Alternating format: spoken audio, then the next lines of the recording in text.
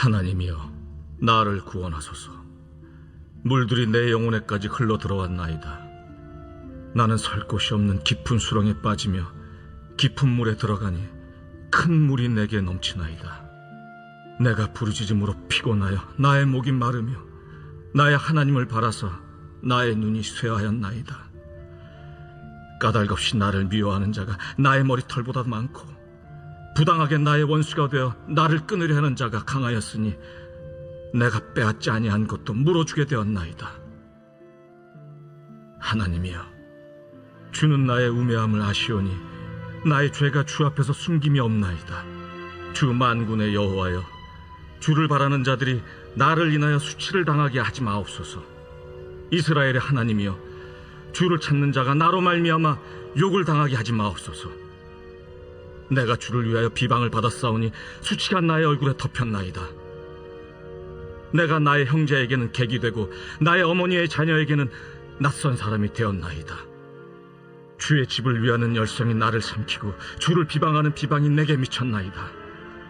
내가 곡하고 금식하였더니 그것이 도리어 나의 욕이 되었으며 내가 굵은 배로 내 옷을 삼았더니 내가 그들의 말거리가 되었나이다.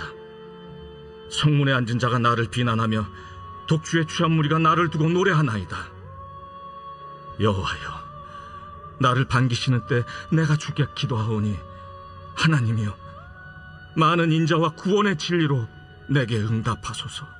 나를 수렁에서 건지사 빠지지 말게 하시고 나를 미워하는 자에게서와 깊은 물에서 건지소서. 큰 물이 나를 휩쓸거나 깊음이 나를 삼키지 못하게 하시며 웅덩이가 내 위에 덮쳐 그것에 입을 닫지 못하게 하소서. 여호와여, 주의 인자하심이 선하시오니 내게 응답하시며 주의 많은 긍휼에 따라 내게로 돌이키소서. 주의 얼굴을 주의 종에게서 숨기지 마소서. 내가 환난 중에 있사오니 속히 내게 응답하소서. 내 영혼에게 가까이 하사 구원하시며 내 원수로 말미암아 나를 속량하소서. 주께서 나의 비방과 수치와 능욕을 아시나이다. 나의 대적자들이 다 주님 앞에 있나이다.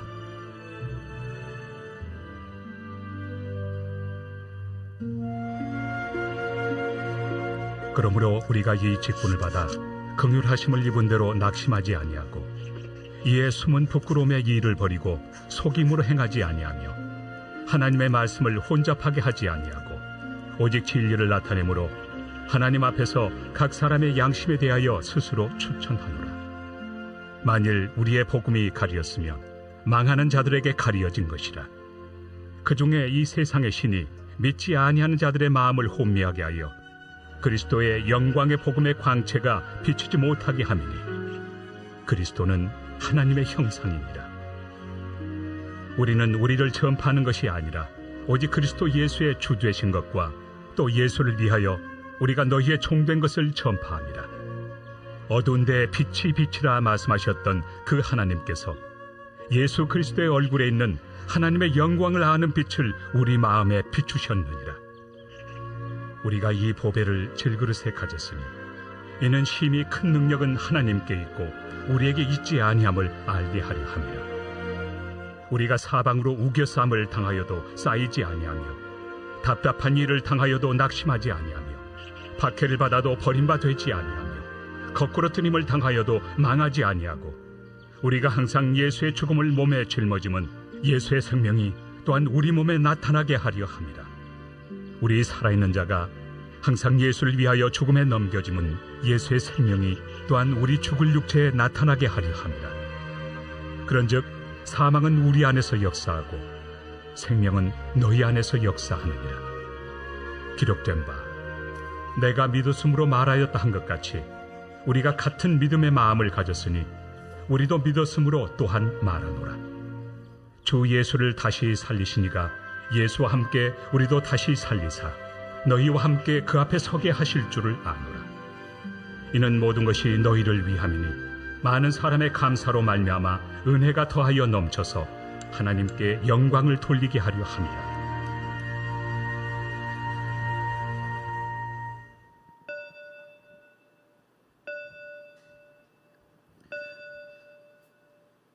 우리를 거룩한 예배로 부르신 하나님을 찬양합니다. 이 시간 다 함께 자리에서 일어나셔서 영과 진리로 하나님을 예배하며 나아가겠습니다.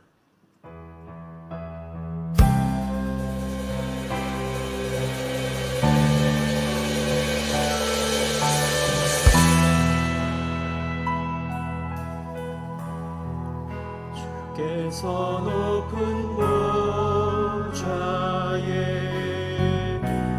앉으셨는데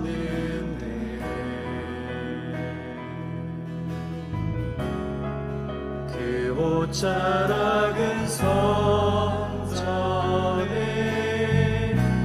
가득하도다.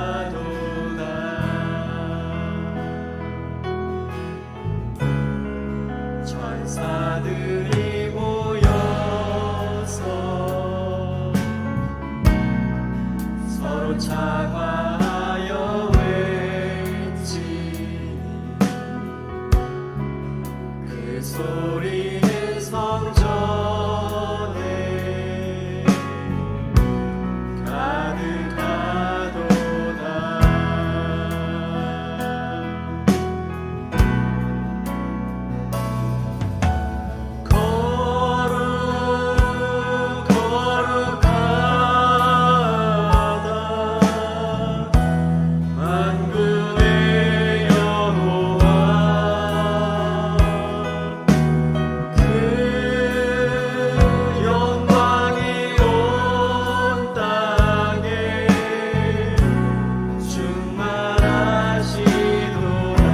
우리 함께 찬양하겠습니다.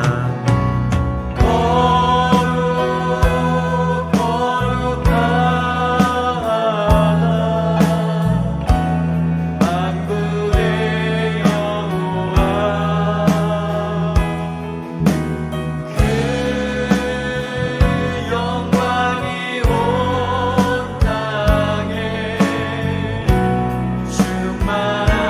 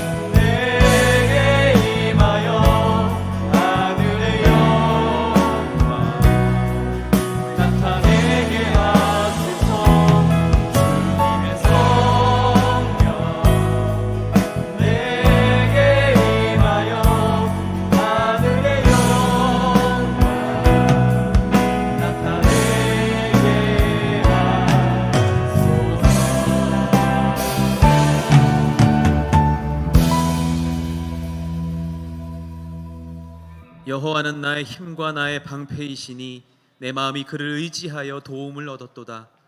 그러므로 내 마음이 크게 기뻐하며 내 노래로 그를 찬송하리로다.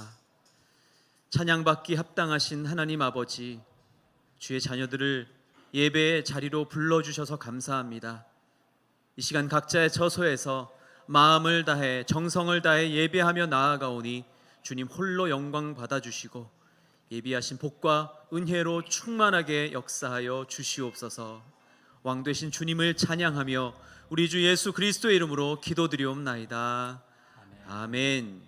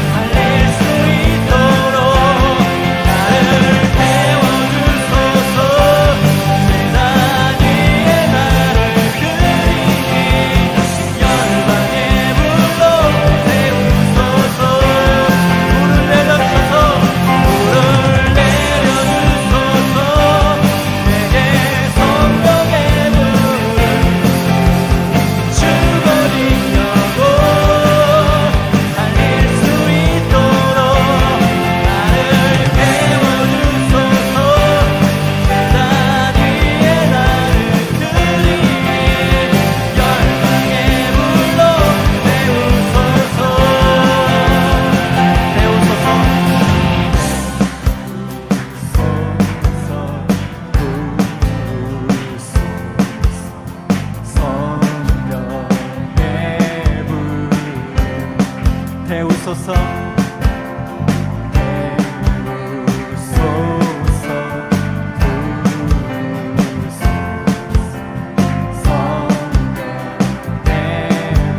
우리 목소리 높여서 태우소서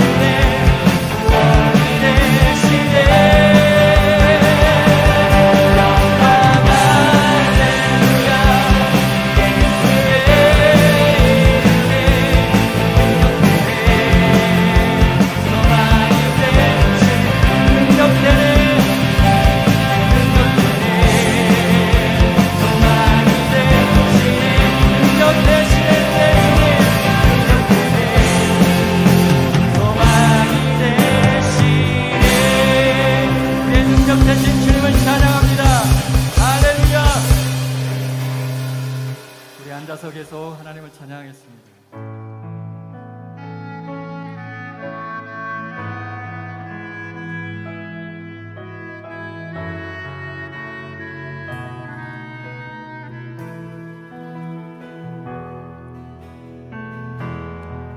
지극히 높은 주님의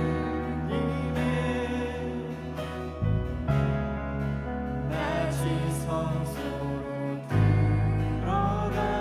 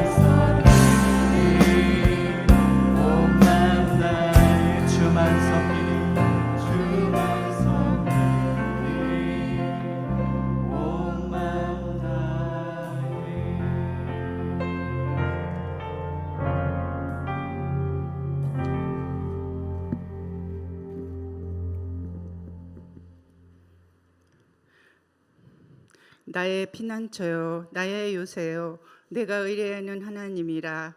그가 너를 새 사냥꾼의 울무에서와 심한 전염병에서 건지실 것이미로다. 오늘도 살아계셔서 역사하시는 하나님, 참으로 귀한 날 주시고 우리의 마음과 뜻과 정성을 모아 주님께 예배로 경배드리게 하시니 감사합니다. 코로나로 인하여 힘들고 어려운 가운데 있지만 빛이 있으라 어둠을 물리치시고 공허와 혼돈 속에서도 수면을 운행하신 하나님이 계시기에 하늘의 위로와 소망을 들 수 있음에 감사합니다. 어려운 가운데 절망하지 않고 소망으로 인내하게 하시고 우리에게 주어진 모든 순간마다 오직 주님만을 사모하게 하셔서 두려움과 걱정을 물리치고 주님의 은혜 가운데 각 가정에서 온전한 예배 드릴 수 있도록 도와주옵소서. 이 땅 위에 긍휼을 베푸셔서 코로나 바이러스가 속히 물러가게 하시고 주님의 능력의 팔로 이 땅을 회복하여 주시옵소서. 십자가로 말미암은 구원의 진리에 민감하지 못한 죄를 회개합니다. 갈보리에서의 예수님의 죽음이 죄인인 나를 위해 대속해 죽음의 여건을 늘 기억하지 못하고 하나님의 은혜를 구하면서 오직 자신의 유익만 위해 달려갔던 죄를 용서해 주옵소서. 저희들의 연약함을 불쌍히 여기시고 그리스도의 보혈로 정케하여 주사 세상을 변화시키는 그리스도인의 삶을 살도록 하옵소서. 주님, 온누리교회를 통해 영광 받길 원하시는 주님, 세상에 거룩한 영향력을 드러내는 교회 되게 하시고 온 마음 다해 하나님만 사랑하게 하시고 날마다 진리를 선포하며 예수 그리스도의 복음으로 바로 서게 하옵소서. 이 땅 가운데 생명의 통로가 되게 하옵소서. 전 세계에 흩어져 복음을 전하는 선교사님들을 보호하여 주시고 어려운 상황 가운데서도 포기하는 일이 없도록 강한 손과 표심팔로 붙잡아 주옵소서. 주님, 이 나라를 축복하여 주옵소서. 지도자들과 의정자들에게 은혜를 베푸사 하나님의 공의와 사랑으로 정치하게 하시고 지혜를 주셔서 오직 주님의 은혜로 어려움을 극복하며 나라가 안정되게 하여 주시옵소서. 믿음으로 서로 용서하며 사랑하며 기도하게 하소서. 이재훈 담임 목사님을 영육간에 강건케 하시고 주님 주시는 새 힘으로 사역을 감당케 하옵소서. 말씀 전하시는 김상수 목사님 성령 충만케 하옵소서. 선포하시는 말씀을 통해 눈을 열어서 주의 법의 기이한 법을 보게 하소서. 모든 죄가 사하여지고 모든 질병이 고쳐지며 파멸의 영이 구속되고 살아계신 주님을 만나고 느끼며 크고 비밀한 일을 보는 능력의 말씀이 되게 하옵소서. 세종교육관을 위해 기도합니다. 세종교육관에 동서남북에서 선한 믿음의 일꾼들을 보내주시고 세우시어 부흥케 하여 주시옵소서. 대전 온누리교회와 세종교육관이 한몸된 그리스도의 교회가 되도록 하옵소서. 하나님이 일하시고 영적인 공격이 없도록 하며 성령 안에서 많은 일꾼과 헌신자들이 잘 세워지게 하시고 세종교육관이 하나님 나라의 축복의 통로가 될 수 있도록 하옵소서. 우리를 죄에서 구원하신 예수 그리스도의 이름으로 기도드렸습니다. 아멘.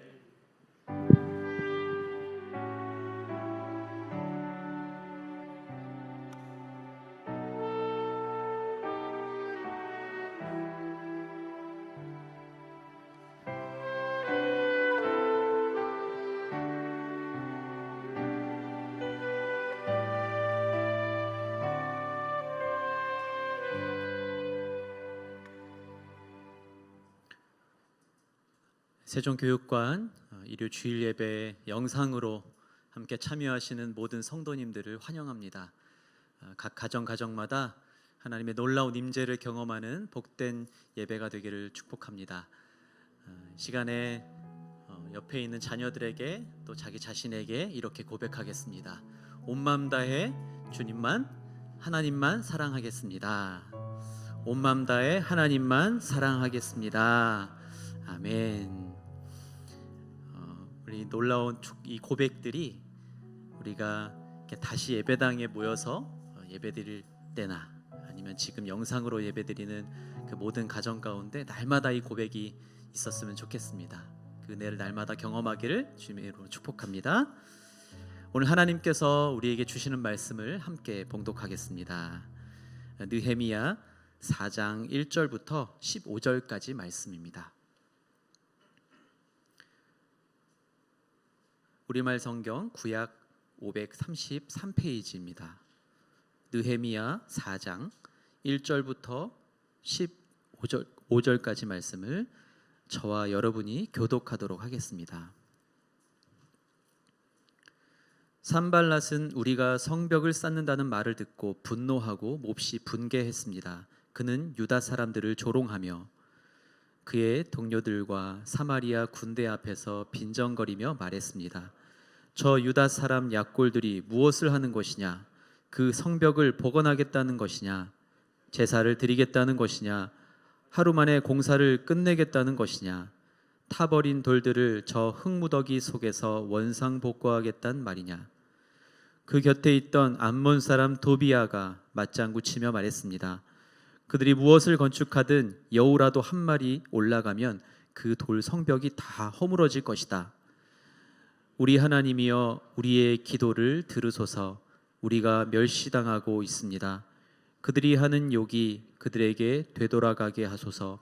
그들이 포로가 돼 남의 땅으로 끌려가게 하소서. 그들의 죄악을 덮지 마시고 그들의 죄를 주 앞에서 지우지 마소서. 그들은 우리 앞에서 주의 얼굴에 욕설을 퍼부었습니다. 백성들이 마음을 다해 열심히 일한 결과 우리는 성벽 전체를 절반 높이까지 복구했습니다. 그러나 산발락과 도비야, 아라비아 사람들과 안몬 사람들과 아스돗 사람들은 예루살렘 성벽이 복원돼 허물어진 부분들이 점점 메워진다는 소식을 듣고 몹시 분노했습니다. 그들은 함께 음모를 꾸며 예루살렘에 와서 싸우고 회방을 놓으려고 했습니다. 그래서 우리는 우리의 하나님께 기도하는 한편 밤낮으로 경비병을 세워 이 위협에 대비했습니다. 그런데 유다에 있는 사람들은 할 일이 아직 산더미 같은데 일꾼들의 힘이 다 빠져버려 우리가 성벽을 쌓을 수 없다라고 불평했습니다.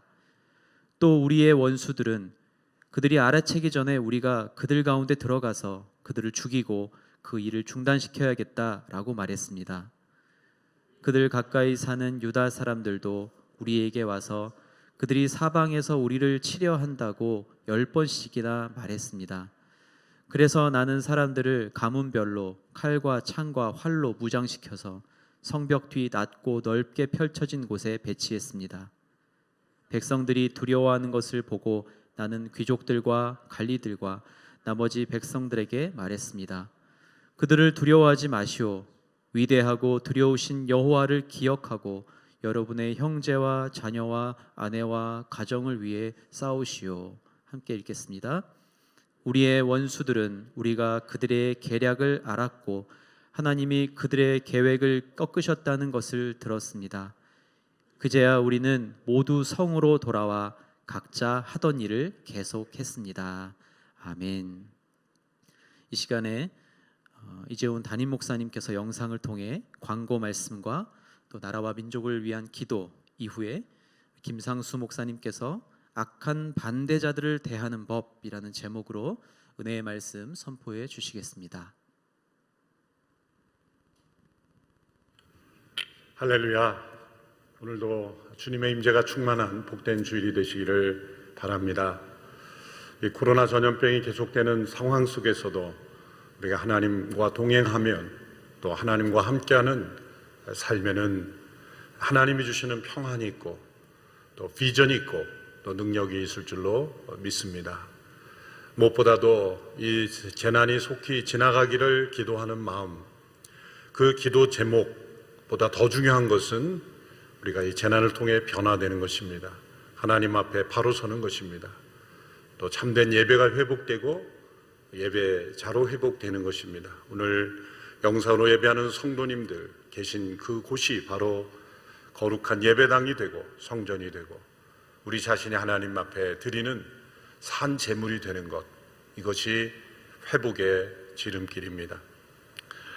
추석이 다가오고 있습니다. 저희 온누리교회는 이 전통 명절인 추석과 연계하여 추수감사주의를 지킵니다. 그래서 올해는 추석이 끝난 그 다음 주일 10월 11일 주일을 추수감사주일로 지킵니다. 예전처럼 우리 성도님들이 순별로 헌물을 가져와 또 사회에 연약한 이웃과 나누는 그 일을 할 수 없는 상황이기 때문에 순별로 온라인 헌금으로 하나님 앞에 드리고, 또 각 공동체에서는 쌀을 나눌 대상자를 선정해서 9월 27일까지 사회선교본부에 알려주시기 바랍니다. 자세한 내용은 오늘의 신문을 참조해 주시기 바랍니다. 올해로 6번째를 맞이하는 엔젤트리 크리스마스 시즌에 아무도 작은 선물 하나 받을 수 없는 그런 이웃들을 향하여 선물을 나누는 엔젤트리 사연을 접수받고 있습니다. 이제 에스라 프로젝트 성경 필사 제출 기한이 일주일 앞으로 다가왔습니다. 9월 27일까지 우리 성도님들은 공동체 제출해 주시고, 또 각 공동체 총무님들은 이를 잘 취합해서 10월 11일 주일까지 목회 행정실로 제출해 주시기 바랍니다. 차세대 사역본부에서는 우리 자녀들과 함께 할 수 있는 소그룹 가이드를 영상으로 계속 제공해 드리고 있습니다. 온누리교회 유튜브 채널만이 아니라 온누리교회 차세대 사역본부 유튜브 채널로 들어가시면 필요한 자료들을 공급받을 수가 있습니다. 함께 우리 자녀들과 함께하는 이 기간, 이 위기가 기회가 되는 기간이 될 수 있게 되기를 바랍니다. 오늘은 저희가 느헤미야 4장에 있는 말씀을 같이 살펴보기를 원합니다. 보통 리더십 하면 사회에 영향력을 행사하고 또 탁월한 이 공적과 또 실적을 내는 어떤 눈에 보이는 열매를 우리가 생각할 때가 참 많은데, 오늘 우리가 본문을 살펴보면 위기 때 느헤미야가 어떻게 탁월한 영적 리더십을 발휘해서 흩어지고 또 마음이 다른 생각을 품고 있는 사람, 또 외부의 적들을 잘 방어하고 하나님께서 주신 사명을 잘 완수해 가는지 우리가 살펴볼 수가 있습니다. 실패한 영웅이라고 알려진 세클턴의 서바이벌 리더십이라고 하는 아주 리더십에 관련된 유명한 책이 있죠. 이 책의 핵심 내용은 1914년 3월에 630여 명이나 되는 많은 이 탐사 대원들을 이끌고 또 영국 여왕의 명령을 따라서 남극을 탐험하는 그런 일로 시작되죠. 푸른 꿈을 안고 가장 강력한 그 당시에 최고의 기술을 가진 배를 만들어서 출정식을 하고, 또 목표로 했던 많은 여러 가지 탐사와 탐험의 속의 목적을 달성하고 돌아오기로 예상을 했는데, 안타까운 것은 유빙에 조난을 당하는 바람에 이 많은 대원들과 함께 죽을 큰 위기를 만나게 됩니다.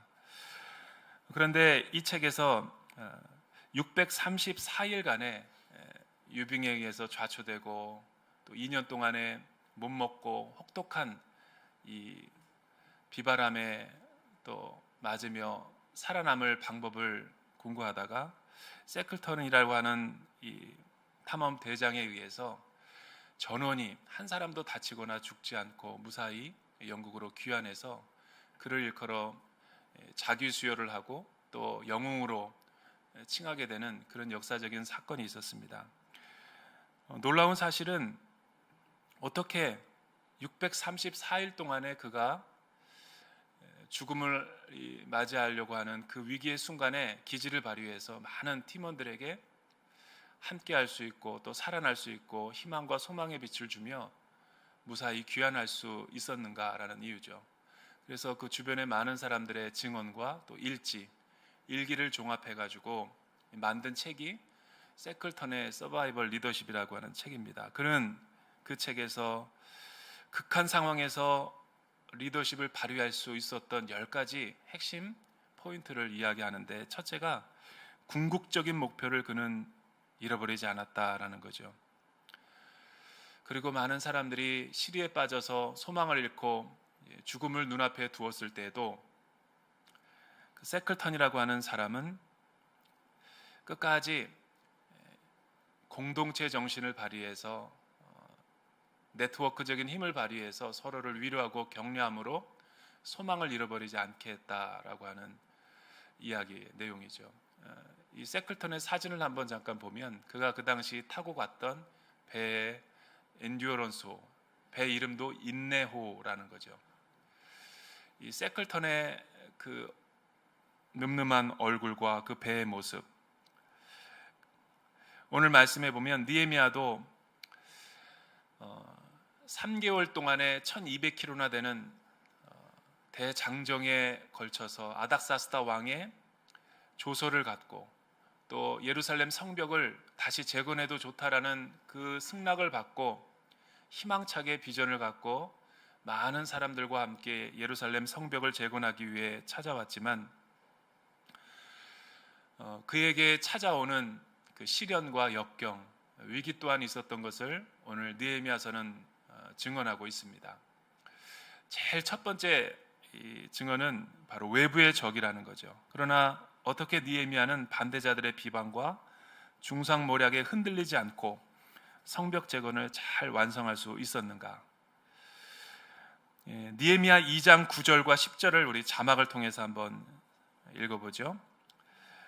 느헤미야 4장 이전에 2장에서도 이미 그는 여러 외부의 적들에 의해서 공격 가운데 있었죠. 아닥사스다 왕이 허락을 해주었지만 그는 주변에 있는 많은 이방 민족들의 비방을 받고 음모를 받고 중상모략을 당했다라는 것을 우리는 2장을 통해서 살펴볼 수가 있죠. 같이 한번 읽어볼까요? 시작.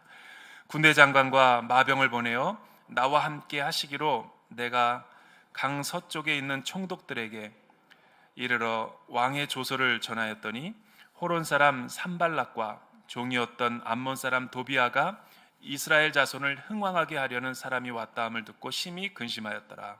2장 19절.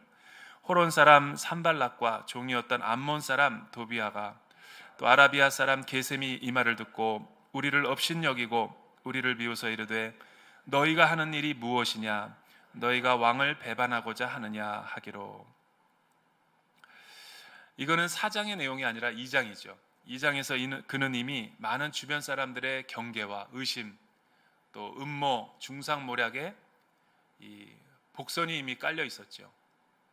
대부분 많은 사람들이 하나님의 사람들이 하나님으로부터 어떤 기도하다가 능력을 경험하고 확신을 경험하고 또 하나님의 뜻을 알고 음성을 듣고 어떤 사업이라든가 또 새로운 계획, 일들을 추진하게 되면 순탄하게 물 흐르듯이 잘 될 줄 알고 자신감 있게 모험과 또 시작을 했다가 또 너무나 많은 사람이 새로운 일을 시작할 뿐만 아니라 많은 사람이 중도에 포기하는 안타까운 일들을 우리는 주변에서 많이 보게 됩니다. 특히 주의 일을 감당하는 하나님의 사람들이 그렇게 시작했다가 그렇게 포기해버리는 일들이 대부분인 것을 우리는 보게 되죠. 우리는 여기서 몇 가지 문제를 한번 진단해 볼 수가 있어요. 왜 사람이 쉽게 시작했다가 쉽게 포기하는 것일까? 그 이유는 하나님으로부터 음성을 들었다고 하지만 자신의 욕심과 자신의 뜻을 앞세웠을 때 비전이 위기를 만났을 때 쉽게 좌초해버리고 포기해버리게 되기 때문이죠. 그러나 어떤 사람은 참 열악한 환경과 열악한 아무것도 갖추어지지 않은 상태에서 시작을 했음에도 불구하고 인내하고 참고 끝까지 하나님이 자신과 함께함을 믿으며 그 시련을 극복한 뒤에 마침내 그 하나님의 영광스러운 비전의 성취와 꿈과 열매를 보는 것을 보게 됩니다. 그 중간 과정에서는 많은 사람들의 비방과 음모, 음해 또 여러 가지 공격들이 많이 있을 수 있죠. 하지만 비전의 사람은 그 외부의 소리에 귀를 기울이기보다 하나님의 사운드, 하나님의 음성에 더 귀를 기울이고 주목하고 나아가기 익숙하다라는 것을 우리는 볼 수가 있죠. 오늘 말씀해 보니까 예루살렘 성벽이 거의 다 반쯤 지어졌을 때 외부로부터 늘 그를 따라다니며 공격했던 산발랏, 또 암몬 사람 도비아, 아라비아 사람 게셈이 이런 이야기를 하는 것을 볼 수가 있습니다. 우리 1절서부터 3절까지 우리 같이 한번 읽어볼까요? 1절서부터 3절 시작. 산발랏은 우리가 성벽을 쌓는다는 말을 듣고 분노하고 몹시 분개했습니다. 그는 유다 사람들을 조롱하며 그의 동료들과 사마리아 군대 앞에서 빈정거리며 말했습니다. 저 유다 사람 약골들이 무엇을 하는 것이냐? 그 성벽을 복원하겠다는 것이냐? 제사를 드리겠다는 것이냐? 하루 만에 공사를 끝내겠다는 것이냐? 타버린 저 돌들을 흙무더기 속에서 원상복구하겠다는 것이냐? 그 곁에 있던 암몬 사람 도비아가 맞장구 치며 말했습니다. 그들이 무엇을 건축하든 여우라도 한 마리 올라가면 그 돌 성벽이 다 허물어질 것이다. 고도의 심리전을 이용해서 느헤미야와 그 일하는 많은 사람들을 공격하는 것을 우리는 여기서 볼 수가 있죠. 이 말이 도끼가 있고 독설이 있어서 그렇지 않아도 자기 자신들을 보았을 때 유대인들은 아무것도 없이 지금 성전 재건을 시작하려고 했고, 또 이미 수많은 이방인들에 의해서 많은 사람들이 희생을 당했고 죽임을 당했고, 또 제국의 지배 아래 있었기 때문에 자신감을 상실해 버렸을 때, 그냥 컨디션이 정상일 때 이런 얘기를 들었을 때는 한 귀로 듣고 한 귀로 흘려버리는데, 진짜 아무것도 가진 것이 없고 잘 일이 되기보다는 시작 단계에 있고 또 도와주는 사람도 별로 없고 했을 때 이 이야기를 들으면 사기가 떨어지죠. 그나마 있던 자원들과 또한 자신감마저 상실해 버려서 우리는 전의를 상실해 버리고 마는 그런 상황 가운데 있는 경우들이 참 많이 있어요. 저 유다 사람 약골이라는 이야기를 들었을 때 느헤미야는 가지고 있던 자신감마저 다 포기해 버리고 싶은 마음일지도 모르죠. 특별히 주변에 도우려고 많은 사람들이 참여했던 75명의 많은 일꾼들이, 리더십들이 두려움과 공포 가운데 사로잡혀 있을 수도 있었다라는 것이죠. 이러고 있는데 설상가상으로 암몬 사람 여우가 올라가도 그 성벽은 무너질 것이다. 이때 영적 리더라면 어떤 자세를 취해야 됐을까요? 전의를 상실하고 사기를 잃어버리고 그 말을 너무 곱씹고 묵상하는 바람에 아무것도 못하는 정신이 혼미한 상태의 리더가 아니라, 진정한 리더라면 느헤미야처럼 사방으로부터 들려오는 비난과 너가 리더냐, 너가 제대로 할 수나 있냐, 일이 잘 될 때는 하나님의 사람이다, 일이 잘 될 때는 역시 하나님이 시작하셨다라고 말하지만 일이 안 될 때 사람들의 마음이 다 떠나가고 자신의 곁에 있던 참모진들도 다 떠나갈 때 리더는 너무나 외롭고 고독하고 쓸쓸해지는 거죠. 그러나 느헤미야는 여기서 중단하고 포기한 것이 아니라 하나님을 향하여 얼굴을 들고 기도하기 시작했죠. 리더는 어떤 사람인가? 조직을 만들고 일을 성취하는 사람이기도 하지만 어렵고 시련이 찾아오고 역경이 찾아올 때 포기하지 않고 인내를 가지고 하나님 앞에 무릎을 꿇을 수 있는 사람, 이 일이 자기가 하는 것이 아니라 하나님이 우리와 함께 하신다라는 믿음의 고백을 드릴 수 있는 겸손한 리더가 참된 리더십이라는 거죠. 느헤미야는 이때 하나님 앞에 어떻게 부르짖고 기도했습니까? 기도는 어렵고 복잡한 것이 아니에요. 화려한 미사오구가 아니죠. 그래서 진짜 기도는 형용사나 이런 수식어들이 많은 것은 참된 기도가 아니에요. 우리가 진짜 위기를 만나면 우리 속에 있는 기도를 하기 시작하는 거죠. 나의 연약함을 하나님 앞에 토로하고 또 외부 적들의 여러 가지 수많은 들리는 사람의 비방과 중상모략들을 하나님 앞에 탄식하는 거예요. 그게 시편 기자들의 탄식시고 탄원시죠. 하나님, 내 힘으로는 안 됩니다. 하나님이 막아주시고 보호해 주시고 이 어려움 가운데 이 나라 백성들과 함께 해 주십시오. 현실을 부정하는 것이 아니라 현실을 인정하고 하나님 앞에 나아가는 기도의 사람이 진짜 리더인 거죠.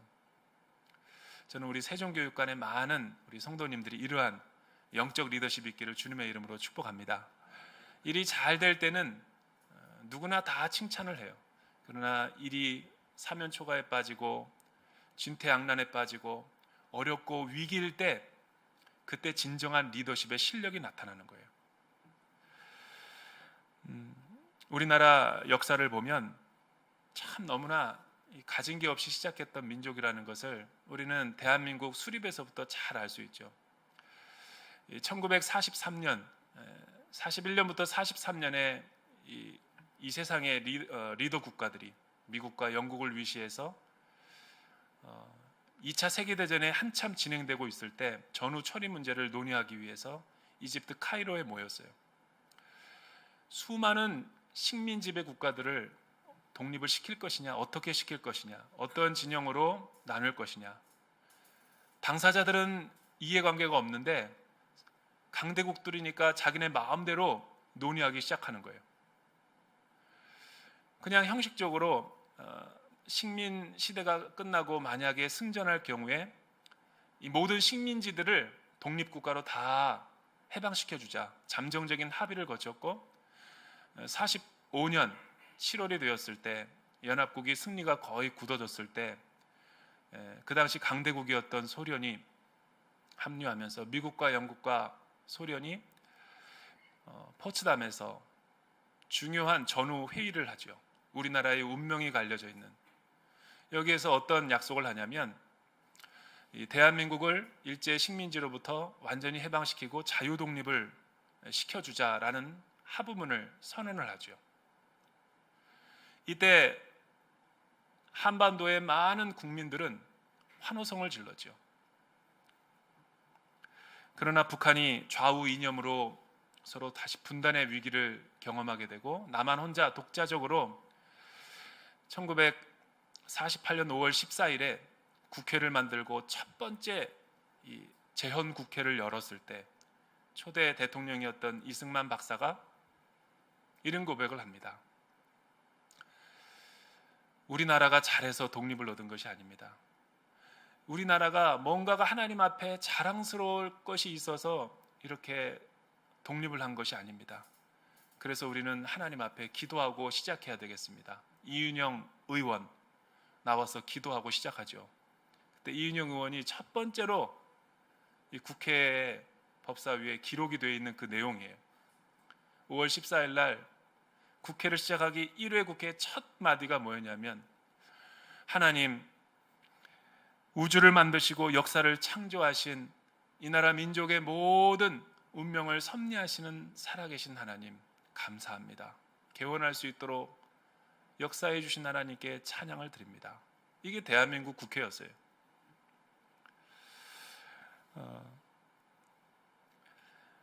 우리가 위기에 있었고 또 어려움에 빠졌을 때 많은 사람들은 사람을 찾아다니고 또 정치적인 힘을 비르고 하지만 진짜 하나님의 사람들은 이 위기의 순간에 기도의 실력이 나타나는 거죠. 지금 이 나라 민족이 어렵고 힘들 때 우리가 해야 될 일은 원망과 불평과 누구 탓을 하기보다는 하나님 앞에 조용히 나와서 기도하고 엎드리는 믿음의 사람이 하나님께서 찾으시는 느헤미야와 같은 리더십이라는 거예요. 이 말씀을 묵상하다가 저는 제 마음속에 결정을 하나 하게 됐어요. 예배는 비대면이냐 대면이냐에 따라서 우리가 마음대로 드릴 수 없는 상황이지만 개인 기도는 언제든지 365일 24시간 어느 때든지 예배당에 와서 할 수 있죠. 그래서 대전 온누리교회 본당과 또 세종교육관 이 예배당을 늘 열어놓고 지금 릴레이 기도를 해볼까라는 생각을 하고 있어요. 자유롭게 성도님들이 이 전에 나와서 나라와 민족과 교회와 선교사님들을 위해서 기도한다면 저는 하나님이 우리를 느헤미야처럼 여기고 우리의 기도를 잘 들어주지 않을까. 특히 차세대가 지금 빨리 예배를 시작해야 되지만 너무나 오랫동안 예배를 드릴 수 없어서 그들이 영적인 위기를 맞이할까 매우 두렵고 떨리는 마음이 있어요. 차세대 교사들도 다 나와서 릴레이 금식하며 기도하는 그런 느헤미야와 같은 교회가 되기를 주님의 이름으로 축원합니다. 두 번째는 느헤미야는 어떻게 수많은 외부의 공격 가운데 흔들리지 않고 하나님의 비전을 완수할 수 있었는가? 그는 목표를 잃어버리지 않았다라는 거죠. 7절에서부터 12절에 있는 말씀, 흔들리지 않고 목표를 고수했던 느헤미야의 모습을 한번 같이 읽어볼까요? 7절에서부터 12절 말씀 시작. 그러나 산발락과 도비야, 아라비아 사람들과 암몬 사람들과 아스돗 사람들은 예루살렘 성벽이 보건대 허물어진 부분들이 점점 메워진다는 소식을 듣고 몹시 분노했습니다. 그들은 함께 음모를 꾸며 예루살렘에 와서 싸우고 회방을 놓으려고 했습니다. 그래서 우리는 우리 하나님께 기도하는 한편 밤낮으로 경비병을 세워 이 위험에 대비했습니다. 그런데 유다에 있는 사람들은 할 일은 아직 산더미 같은데 일꾼들의 힘이 다 빠져 버려 우리가 성벽을 쌓을 수 없다라고 불평했습니다. 또 우리의 원수들은 그들이 알아채기 전에 우리가 그들 가운데 들어가서 그들을 죽이고 그 일을 중단시켜야겠다라고 했습니다. 그들 가까이 사는 유다 사람들도 우리에게 와서 그들이 사방에서 우리를 치려한다고 10번씩이나 말했습니다. 1절서부터 이 6절 말씀을 보면 외부의 중상모략과 비방과 또 고도의 심리전으로 우리의 마음을 흔들리게 할 때 엎드려 기도하는 리더가 느헤미야였다면 이 기도의 힘과 능력으로 많은 백성들은 다시 이 마음을 하나로 모아서 성벽을 그 어려운 가운데 절반가량이나 다 완공했다라는 거죠. 느헤미야는 이때 아마 생각했을 거예요. 아, 사람들이 이제 정신 차렸구나. 이 위기 때 우리가 기도하니까 하나님이 우리와 함께 이 성벽을 재건하신다라는 것을 깨달았구나. 방심하고 안심했던 사람이 아니라 기도하면서 성도들에게 또 하나님의 사람들에게 영적으로 무장을 하도록 창과 활과 또 칼을 갖다가 소지하게 만들고 주변을 잘 예의주시하면서 이 성벽을 짓도록 그렇게 권면했던 거죠. 이때까지만 해도 느헤미야는 사람들이 자신을 잘 따라오는가라고 생각했을 거예요. 그리고 이제 성벽을 나머지 반도 완공할 수 있겠다라고 생각했지만 이 심리전을 잘 극복을 했지만 이미 그 외부의 그 저주와 비방과 조롱을 들은 이 내면의 영혼에는 이 적지 않은 독소와 상처들이 있었던 것 같아요. 이미 도과사를 맞은 예루살렘의 백성들은 어떤 반응을 했는가? 몸은 주었지만 마음은 주지 않고 있는 상황이라는 거죠. 몸은 함께 공사를 하고 성벽을 지어가고 있었지만 그 마음은 실제는 어떠했냐면 두려움 가운데 빠졌던 거예요. 여러분 7절서부터 12절까지 우리가 읽은 것에 보면 이런 말이 나와요. 사람들은 할 일은 아직 산더미 같은데 일꾼들의 힘이 다 빠져버렸다. 뭘 의미하는 거예요? 사기가 이미 떨어진 거죠. 두려움과 불안과 공포에 사로잡혀서 더 이상 절반까지는 어떻게 해서든지 느헤미야의 기도로 여기까지 왔는데 더 이상은 못하겠다. 불평하기 시작하는 거예요. 출애굽을 나와서 광야 생활을 가나안 땅을 앞두고 있었던 이스라엘 백성들처럼 물이 안 나오고 먹을 것이 없으니까 애굽에 매장지가 없어서 우리를 여기까지 죽이려고 네가 데려왔느냐. 홍해를 건넜을 때는 역시 당신은 하나님의 사람이다. 애굽에서는 고역을 했긴 했어도 고기는 먹여줬다. 너가 진짜 참 리더 맞느냐. 불평과 원망을 다 털어놓았죠. 이제 더 이상 우리는 성벽을 쌓을 수가 없다. 또 그들이 알아채기 전에 우리가 그들 가운데 들어가서 그들을 죽이고 그 일을 중단시켜야 되겠다. 이 말을 한 사람은 이스라엘 백성들이 아니라 원수의 세력들이죠. 산발랏, 도비야, 게셈, 사마리아의 수많은 사람들이 테러로 이들을 공격하자라고 음모론을 꾸미자 사람들은 불안해지기 시작한 거죠. 내가 열심히 성벽을 쌓고 있는데 뒤에서 나를 테러하면 어떡하나. 불안과 두려움 가운데 있었던 거예요. 또 유다 사람들과 함께 주변에 살고 있었던 많은 이방 백성들, 제가 이 말씀을 묵상하다가 이 산발랏, 도비야, 게셈, 아라비아, 이스라엘 문화를 너무나 잘 알았던 이들은 도대체 누군가? 유다 백성들과 아닥사스다 왕 아래서 함께 뒤섞여 살았던 이 이방 민족들은 도대체 정체가 누군가? 왜 그들은 기업 물을 권리도 없었고 이 성벽을 쌓을 권한도 주어지지 않았는가? 원래는 이들은 아마 유대인이었을 거예요. 그러나 오랜 기간 동안의 포로 생활 가운데 산발락과 도비아, 암몬 사람, 사마리아 사람들과 결혼하고 정체성을 잃어버리고 유대인의 모습을 서서히 잃어갔던 완전한 이방인이 아니라 무역 상거래를 하고 먹고 살아야 됐던 사람들, 혹은 혼혈 정책에 의해서 혼혈하였지 않았을까. 그러니까 그들은 늘 소외되었기 때문에 유대인들의 성벽을 짓는다고 하는 것이 늘 마음에 탐탁하지 않았던 거예요. 이 유대인들과 혼혈 백성들은 서로 뒤섞여 살았긴 했지만 10번씩이나 유대인들에게 찾아와서 뭐라고 음해를 했냐면, 지금 사람들이 몰려온다, 밤에 너희 그 집을 습격한다, 이런 독설들을 퍼부니까 사람들이 두려워서 공사를 할 수가 없었던 거죠. 이때 느헤미야는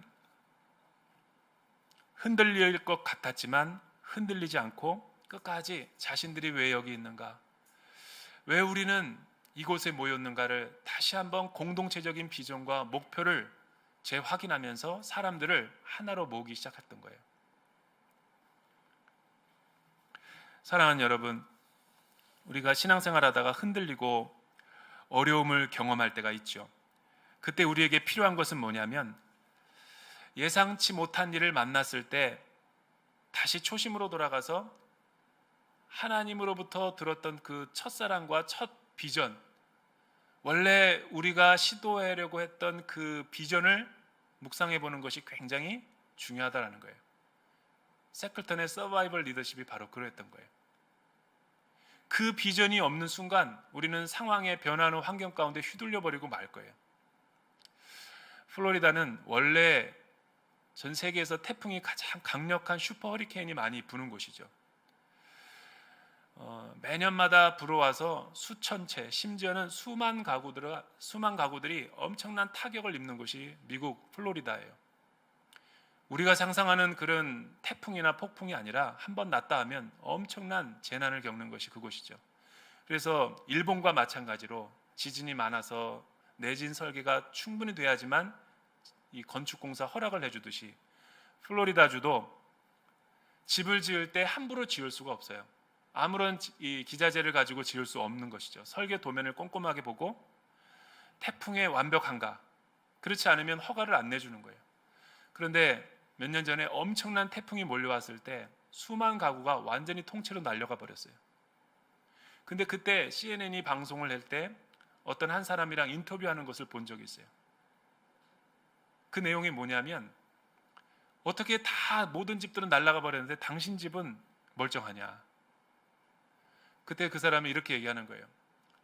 원래 플로리다 주가 원칙과 기준에 따라서 지으라고 하는 것에서 저희가 다른 주에서 이 주에 정착하려고 왔는데 이 시공사를 못 맡기겠다라는 거예요. 내가 살 집이니까. 그래서 평소보다도 플로리다 주에서 정하는 기준과 원칙에 따라서 설계를 했고 기자재를 썼는데 자기가 직접 지었다라는 거예요.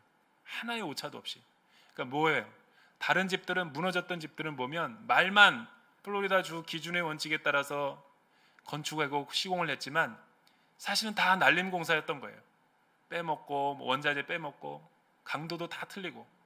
그러나 자기는 주에서 마련한 그 원칙과 매뉴얼에 따라서 정확하게 했다라는 거예요. 신앙의 생활 가운데 시련과 역경, 위기를 만날 수 있죠. 그러나 여러분, 변화하는 시대 가운데서는 지도가 필요가 없는 거예요. 왜? 시시각각으로 변하는데 지도가 바뀌는데, 이 코로나와 같은 포스트 코로나 시대는 내비게이션과 지도를 가지고 따라가는 사람은 손해보게 돼 있어요. 우리의 원리와 비전은 뭐냐면 이 북극성을 바라봐야 되는 거죠. 나침판을 가진 사람이 유리하는 거예요. 방향을 정확하게 보고 그 흐름을 따라가는 사람이 영적 리더십이라는 거예요. 느헤미야가 바로 그랬던 거예요. 여러분, 중도에 포기하는 사람들이 얼마나 많아요. 얼마나 많은 사람들이 새로운 비전과 거창한 슬로건을 가지고 사업을 하겠다는 사람이 얼마나 많아요. 이 나라를 새롭게 변화시키겠다는 정치인들이 얼마나 많아요. 그런데 왜 중간에 다 실패하고 역사에 오점을 남기는 사람이 되는가? 비전이 달라서가 아니죠. 비전은 맞지만 위기가 찾아왔을 때 나침판을 붙잡지 않았기 때문에 그래요. 느헤미야는 그러지 않았어요. 끝까지 하나님이 자신에게 주신 비전, 이 성벽을 완공해야지만이 이 나라 민족이 살 수 있다라는 비전을 재확인한 거죠. 따라서 백성들을 다 무장을 시킨 거예요. 왜? 전쟁 준비를 한 거죠. 느헤미야에게서는 자신이 하나님으로부터 받은 하나니아의 그 소식과 성전 재건의 비전과 전쟁 준비를 하는 것이 다른 것이 아니었어요. 우리에게도 그런 영적인 비전과 각오가 비장한 마음이 있어야지 하나님의 일을 잘 완수할 수 있다는 거예요. 세 번째, 어떻게 느헤미야는 위기 가운데서도 성벽을 재건할 수 있었는가? 마지막으로 13절과 15절 우리 같이 한번 읽어보죠. 13절에서 15절 말씀 시작. 그래서 나는 사람들을 가문별로 칼과 창과 활로 무장시켜서 성벽 뒤 낮고 넓게 펼쳐진 곳에 배치했습니다. 백성들이 두려워하는 것을 보고 나는 귀족들과 관리들과 나머지 백성들에게 말했습니다. 그들을 두려워하지 마시오. 위대하고 두려우신 여호와를 기억하고 여러분의 형제와 자매와 아내와 가정을 위해 싸우십시오. 우리의 원수들은 우리가 그들의 계략을 알았고 하나님이 그들의 계획을 꺾으셨다는 것을 들었습니다.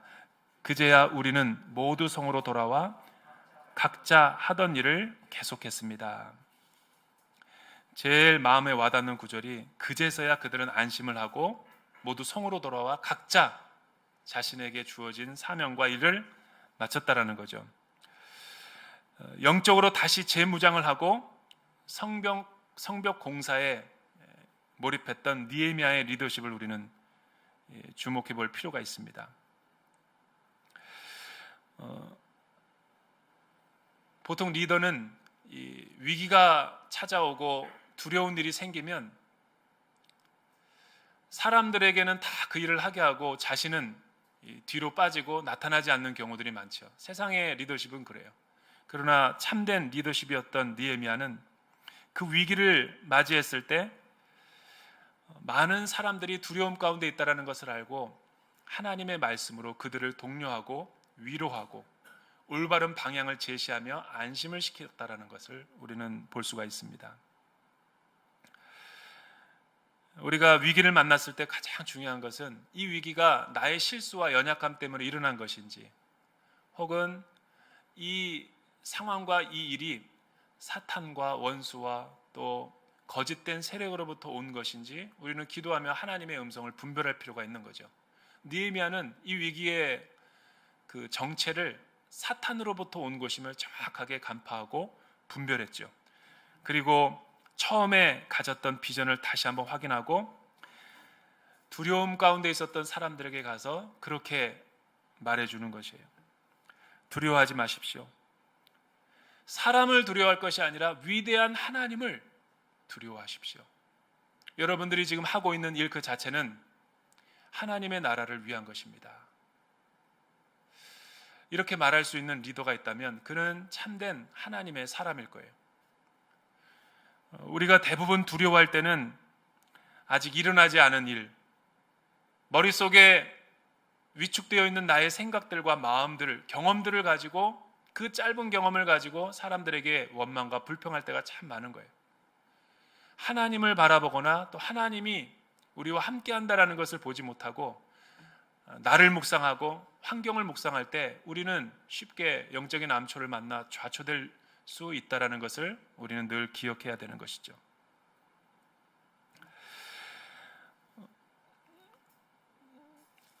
우리가 잘 알듯이 이스라엘은 1848년 5월 14일에 1900년 동안 흩어져 있었던 디아스포라 유대인이 지금 팔레스타인 지역에 800만이 사는 1900년 만에 사라졌던 나라가 새롭게 재건이 됐어요. 그런데 놀라운 사실은 이 데릭 프린스가 쓴 위대한 기독교 리더십이죠. 역사를 움직이는 중보기도라는 책에서 그는 직접 2차 세계대전에 참전한 인물이었고 또 위대한 목회자였고 또 위대한 리더십이었는데 그는 자신이 몸소 예루살렘의 성전에 직접 참여했고 2차 세계대전의 모든 과정을 자기는 참상을 다 경험했던 사람이에요.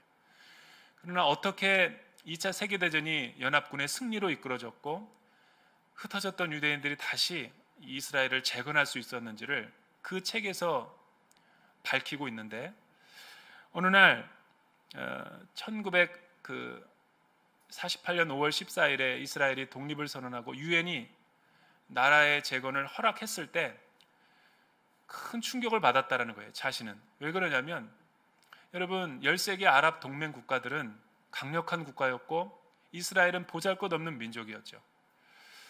그리고 원래 앙숙의 사이였기 때문에 이스라엘이 독립한다라는 것은 말도 안 되는 거예요. 그러나 홀로코스트 때문에 2차 세계대전의 가장 큰 피해자가 유대인이었기 때문에 전 세계적으로 유대인들을 이때만큼은 긍휼히 여기는 그런 파토스가 있었대요. 그래서 200개의 수많은 유엔 국가 가운데 반대가 거의 없었대요.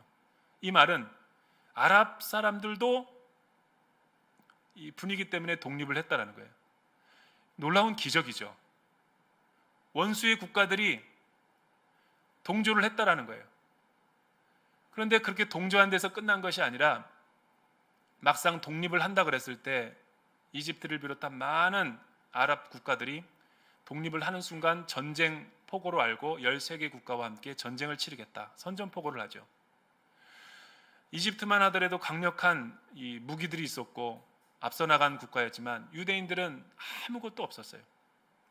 무기도 없었고 2차 세계대전에 국가들이 남기고 간 무기들만 가지고, 예비군들만 가지고 싸워야 됐던 거죠. 한 나라만 싸우기도 버거운데 13개 국가가 지중해로 이스라엘 백성들을 수장시키겠다라고 했을 때 두려움이 있었죠. 이때 모세라고 하는 한쪽 눈을 잃어버린 유대인 장군은 많은 사람들에게, 두려움 가운데 있는 유대인들에게 여호수아와 같은 말로 위로했다고 그래요. 이 전쟁은 우리가 싸우는 것이 아니다. 이 전쟁은 하나님께 속했다. 나만 믿고 따르라. 그리고 예루살렘 한가운데 탈환 작전이 시작이 됐을 때 엄청난 전쟁이 일어났어요. 여러분, 지금의 이스라엘 땅은 하루아침에 생긴 게 아니에요. 7, 8번의 크고 작은 전쟁을 통해서 다시 수복한 거죠. 그런데 데렉 프린스 목사님은 한 번은 예루살렘에 포위됐을 때를 이야기를 하는 거예요. 자신의 많은 가장 정예 군인들이 예루살렘의 13개 국가들의 포위가 됐대요. 그때 모세 장군은 기도하기 시작했다는 거죠. 하나님이 우리를 도울 수 있도록 기도하자. 그때 놀라운 일들이 벌어졌다는 것을 하나 예화를 들고 있어요. 자기들을 집어삼키도록 포위를 했던 도관에 든 이 유대인들에게 13개 국가들이 갑자기 두 손을 두고 무기를 놓고 돌아가더라는 거예요. 나중에 후기를 통해서 들은 거는 그들의 이방인들의 눈에 엄청난 유대인들 뒤에 큰 구름대와 같은 첨단 무기들로 그렇게 환상이 보였다라는 거죠. 결론적으로 이스라엘이 승리를 했죠. 우리는 하나님의 사람들이 가끔 간과할 때가, 이 위기를 만났을 때 하나님이 내 편이 아니다, 하나님이 나와 함께 하지 않을 것이다 라는, 하나님이 너무 작게 보일 때 우리는 큰 위험 가운데 빠지게 되는 것을 볼 수가 있죠. 오늘 느헤미야는 불안과 염려에 떨고 있던 백성들에게 뭐라고 선포해요? 그들을 두려워하지 말라. 위대하신 하나님을 바라보라. 그제서야 사람들은 안심하고 각자 성으로 돌아가 한 손에는 쟁기를, 한 손에는 칼과 창과 활을 들고 이 성벽을 재건할 수 있었다라는 거예요. 이로 인해서 52일 만에 하나님의 성벽이 완성되는 거죠. 사랑하는 여러분, 오늘 말씀이 저와 여러분들에게 주는 음성이 뭐예요?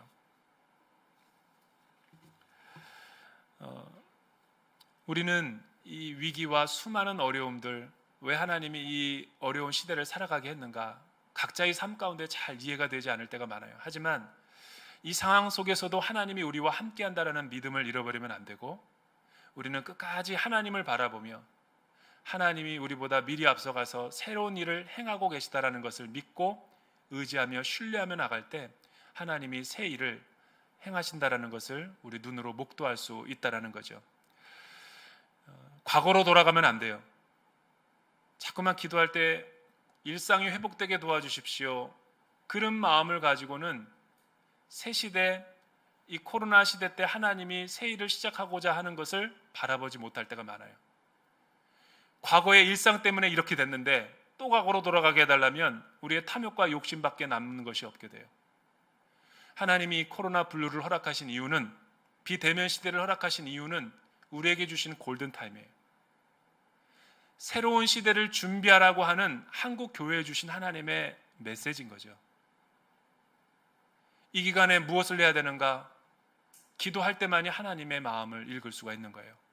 세종교육관을 전쟁 중에 이 새 생명을 낳았는데 우리는 예배를 드리다가 지금 예배를 못 드리는 상황이지만 절망하고 포기하는 것이 아니라 차세대가 빨리 예배가 회복되게 해주십시오라고 말하는 것도 중요하지만 이 기간은 하나님과 우리의 마음을 튜닝하는 시간일 거예요. 세종교육관의 많은 식구들이 저는 릴레이 기도를 했으면 좋겠어요. 금식 기도. 지난 3장에서 45개의 성문과 빗장과 자물쇠를 만들어서 사람을 각각 구역을 정해놓고 성전 중수를 하게 했던 느헤미야처럼 우리도 띠금식을 하고 릴레이 금식을 하면서 하나님의 인도하심을 구하는 느헤미야의 기지가 필요한 거죠. 그렇게 이때를 잘 보낼 수 있기를 주님의 이름으로 축복합니다. 기도하겠습니다. 사랑하는 주님, 이 나라와 민족과 교회가 큰 재난을 만나서 두려움과 위기 가운데 있습니다. 한 치 앞도 내다볼 수 없는 환경 속에서 불안과 염려, 생명의 위협을 느끼는 성도들이 있습니까? 두려움의 영들이 다 떠나가게 하시고 하나님이 우리와 함께 하시며 또한 느헤미야와 같은 영적인 리더십으로 기도함으로 이 어려움을, 위기를 잘 극복하는 슬기로운 세종교육관 성도들이 되게 축복하여 주시옵소서. 예수님의 이름으로 기도드립니다. 다 함께 일어나셔서 봉헌 찬양 하나님 앞에 올려드리겠습니다.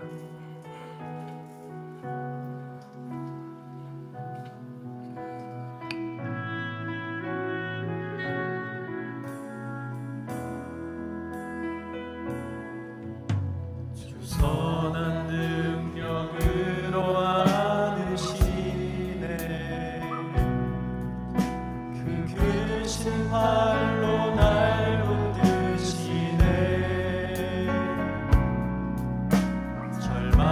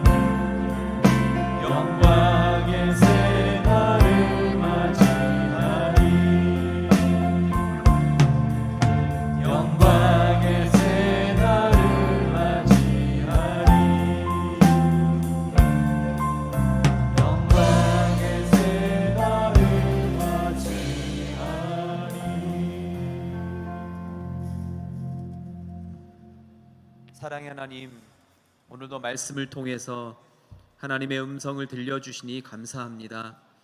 우리의 비전을 새롭게 하고 부르심 앞에 견고히 서서 어떤 상황 가운데서도 흔들리지 아니하고 하나님 앞에 더 가까이 나아가는 우리 모두가 되게 하여 주시옵소서.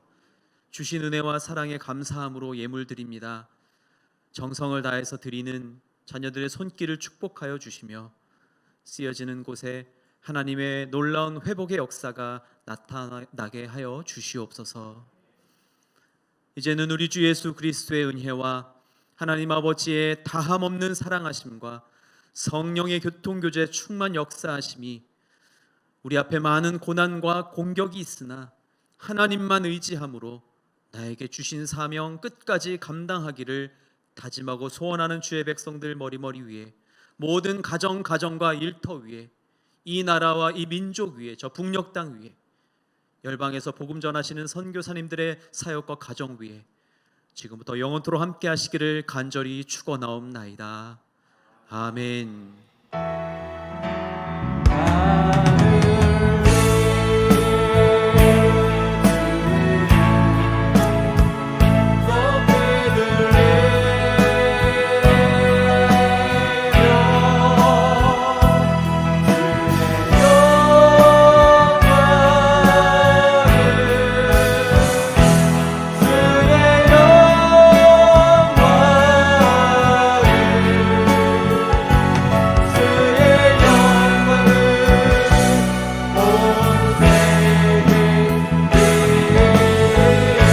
살아계실 주님을 찬양합니다. 살아계신 주 나의 참된 주 걱정